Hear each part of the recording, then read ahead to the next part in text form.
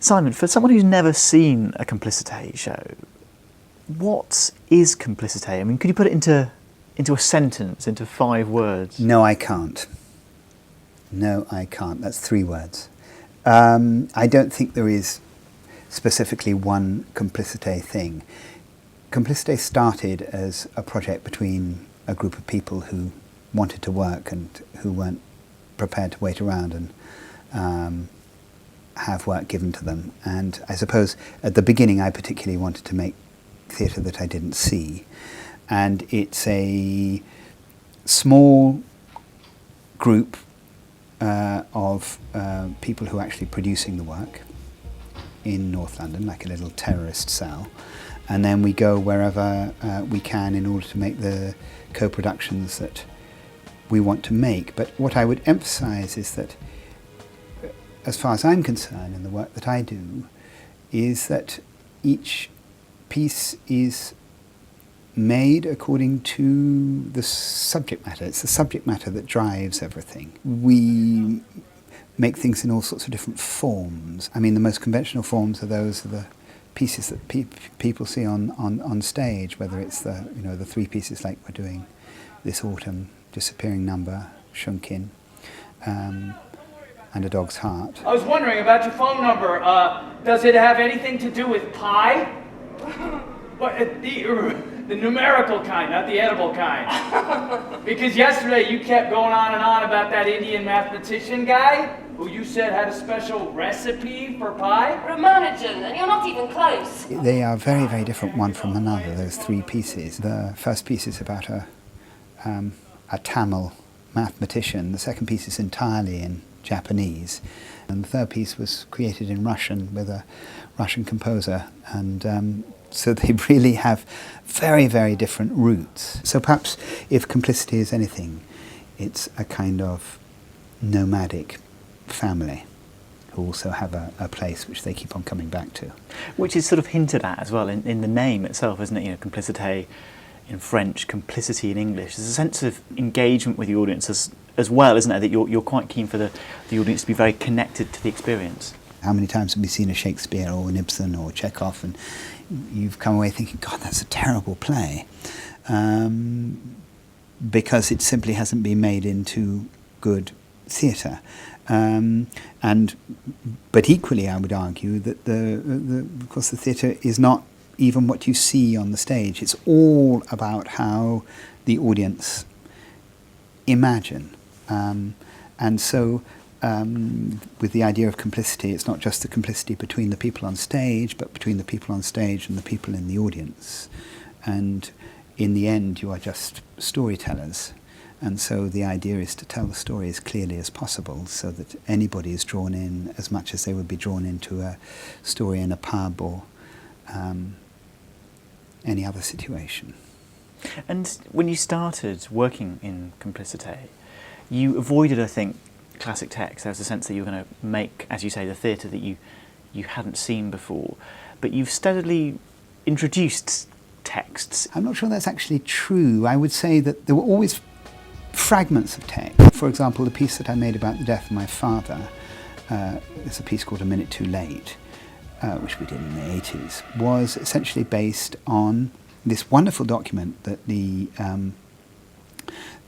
Department of the DSS produced, which I think they still produce, called What to Do After a Death, Where to Get Help. And so sort of how to mourn, but in a practical sense. How to mourn in a very, very practical sense. What fascinated me about that piece of text was the emotional content in this extraordinary bureaucratic language. And that really was the basis on which we made the show. The first pieces were, they were perhaps more anarchic in many ways because they had that kind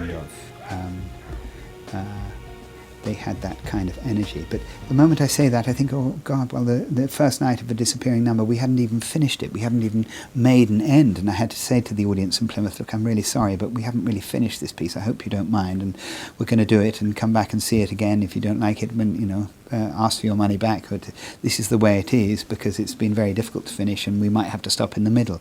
But of course, audiences love that.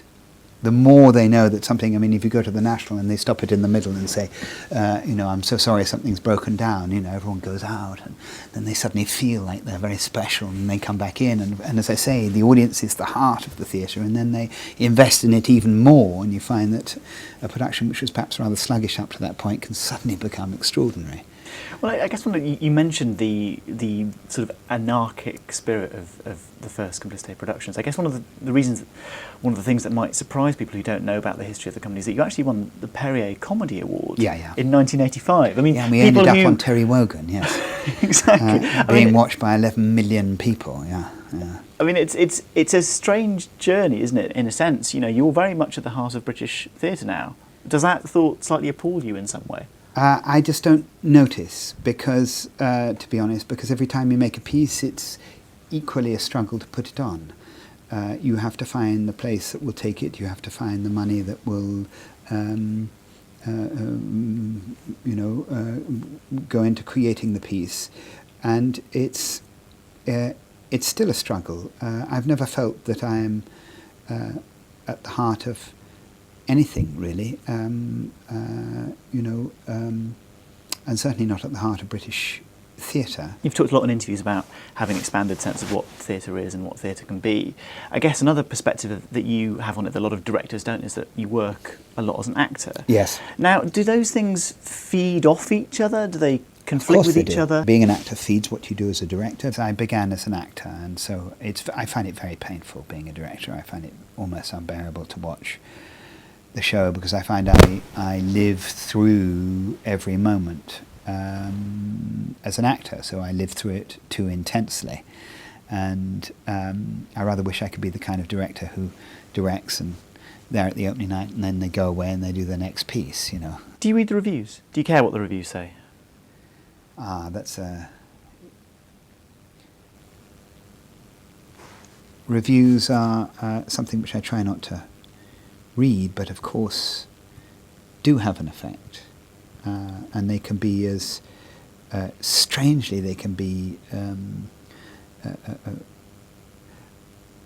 as wounding if they're very, very good because you feel that the piece is misunderstood, as if they're bad, or they can be as sort of hilarious when they're bad, as when they're good. I mean, you have to, I guess, grow an extra skin and have a very good sense of humour, not take yourself too seriously. How do you feel about audience members leaving their own reviews and their own comments on reviews that we publish or other newspapers publish or on internet forums or anything else? I mean, do you read those as well, or do you sort of I think it's best not to read, is to read as little as possible. In terms of blogs, no, I try to leave that to that world alone. It's much better to leave that world alone because every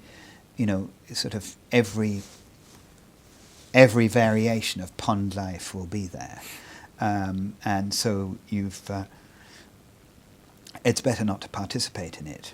You've talked about theatre of the zoo, this kind of notion of sort of star casting, I guess, where a famous Hollywood actor is put on stage and appears in a stage play. You have famously directed Katie Holmes in All My Sons in New York. Yeah. A production which was brilliantly received in America. I mean, that must have been quite a strange experience. Well, it was a very strange experience because she didn't have any stage experience. You've got to take somebody right the way through from the beginning, and the cast were incredibly supportive of the process, although at some points early on in rehearsal people expressed their doubts. But they could see how she's unbelievably hard-working and absolutely determined to get somewhere, and she did. I mean, she was not the finished article. There was still a lot of work for her to do, but in the way that I work, I kept on working with her through the production, and I thought she really, really produced something quite extraordinary. You weren't dazzled by the star power of Hollywood. It wasn't, like you were sort of suddenly entering this strange No, but I mean, world. I worked. I think once I worked with Al Pacino, working with Pacino was pretty scary. Were you scared? You were genuinely scared? Well, the first time I met him, I mean, listen, I ask you, what would you feel if you were going up in a lift and you're suddenly going to meet Al Pacino and it was a sort of meeting and they were going to decide whether they were, they wanted you to direct them or not. But within minutes, you find, like, I had a teacher once who said that if an actor has forgotten what it's like to play as a child, they shouldn't be an actor. And Pacino's exactly like that. He's like a kid, he likes to play. And so I made everybody play. I had an incredibly starry cast, but they all just liked playing, and they all got on. And we played in a place where everybody had to share 2 dressing rooms. And it was one of the, and they still write to me saying that was one of the great experiences, because suddenly they weren't separated into sort of, separate caravans. They were just actors together. But he did, at one point he got very, very cross with me and took me out of the rehearsal room, and we were 10 floors up in New York, and suddenly there I was on a New York fire escape, and there was the Godfather in front of me, and it was quite unnerving. One of the many things that you're doing this autumn, as well as opening 2 stage productions in London, is you're doing an opera. Yeah. Which is a new departure for you.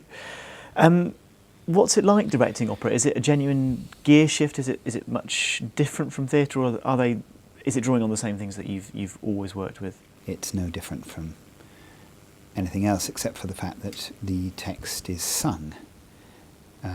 But what is wonderful for me about opera is the fact that there is music, and the music tells you what to do. And that's incredibly helpful as a director, because you hear a sound, and it obviously tells you, I've got to do something with this sound. There is a conflict going on stage between this man, and there's this sound.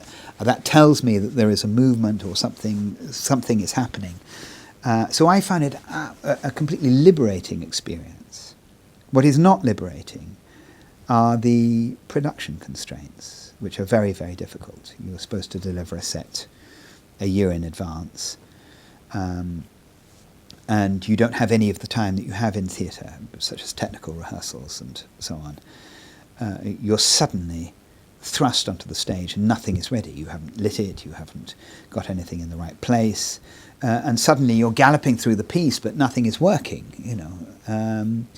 so it's a more brutal process, and the reason for that is that it's simply so expensive. There are so many people singing, so many people playing in the pit. You can't afford to have them for longer than a few hours at a time, and so everything has to happen very, very fast, and that I find painful because I'm used to doing things very slowly. Yeah, and I'm really hoping it's going to work as well in London as it did in Amsterdam. Simon McBurney, thank you very much. Thank you.